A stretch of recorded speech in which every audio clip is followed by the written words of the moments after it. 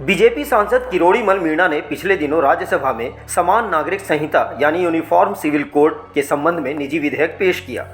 इस विधेयक को लेकर एक बार फिर से बहस का दौर शुरू हो गया है। इस कोड के लागू होने से आदिवासी समुदाय पर क्या असर पड़ेगा, ये जानने के लिए हमने आदिवासी समुदाय के नेताओं और जानकारों से बात की। आइए सुनते हैं क्या कहना है इनका। और ये जो समान नागरिक संहिता का मामला है, इसमें हम आंख मूंद कर ना सपोर्ट करेंगे ना विरोध करेंगे। इस पर गंभीर विचार विमर्श के हम लोग इस पर एक फैसला देंगे। लेकिन भारत के संविधान ने अंग्रेज़ों के समय से आदिवासियों के संरक्षण और संवर्धन के लिए 5वीं अनुसूची और 6वीं अनुसूची बनाया है। उसमें कुछ अपवाद है, उपांतरण है, मतलब एक्सेप्शन और मॉडिफिकेशन है। तो समान नागरिक संहिता में भी ऐसी कोई बात ना आ जाए कि आदिवासी अस्तित्व और संरक्षण को नहीं बचाया जा सके। तो उसको ध्यान में रखते हुए हम उसका समर्थन भी कर सकते हैं, जहाँ तहाँ ज़रूरत पड़ेगा विरोध भी करेंगे।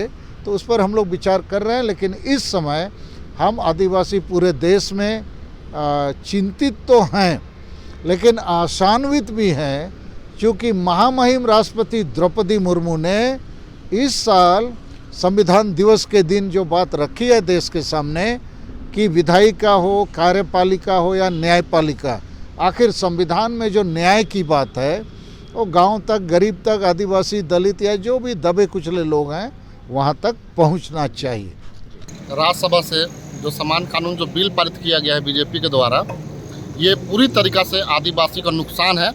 क्योंकि जिस तरह से आप देख रहे होंगे पूरे देश में जो आदिवासी का हक अधिकार है, जल जंगल ज़मीन की बात हो, आरक्षण की बात हो, संविधान की बात हो, सभी तरीक़ा से आदिवासी का हक अधिकार छीना जाएगा। इसको छीनने हम लोग नहीं देंगे। इसका पूरा विरोध तरीक़ा से हम लोग पूरा आदिवासी समाज हम लोग विरोध करते हैं और इसका हम लोग पूरा बड़े पैमाने पर बैठक करेंगे। इस पर चिंतन मंथन करके हम लोग इसका पुरजोर तरीक़ा से हम लोग विरोध करने का काम करेंगे। और ये विरोध झारखंड ही नहीं, रांची ही नहीं, पूरे देश स्तर पर होगा।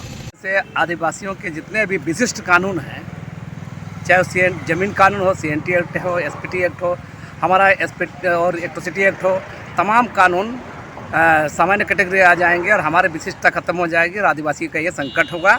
और ये आदिवासी समाज के लिए बहुत घाटे का बिल है, इसलिए आदिवासी समाज इसका पुरजोर विरोध करेगा। समान आचार संहिता का जो भारत सरकार ने राज्यसभा के यहाँ पेश किया गया है, इसका हम लोग आदिवासी समाज के लोग और आदिवासी जन परिषद के सभी पदाधिकारी इसका पुरजोर विरोध करता है। इसलिए एक देश एक कानून एक संविधान पर जो भारतीय जनता पार्टी चल रही है वो हम लोग बर्दाश्त नहीं करेंगे। इसलिए नहीं करेंगे, इस देश में आदिवासी लोग या गैर आदिवासी लोग, खासकर आदिवासी में बहुत बड़ा जो है घाटा होने वाला है।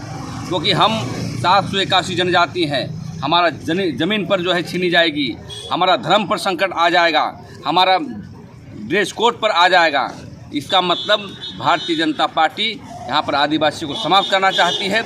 इसलिए जो समान आचार संहिता जो लागू किया जा रहा है, इसका हम लोग विरोध करते हैं। इसका काम तो नहीं है, ये बुरा असर पड़ेगा आदिवासी में। कैसे बुरा पड़ेगा बताएंगे?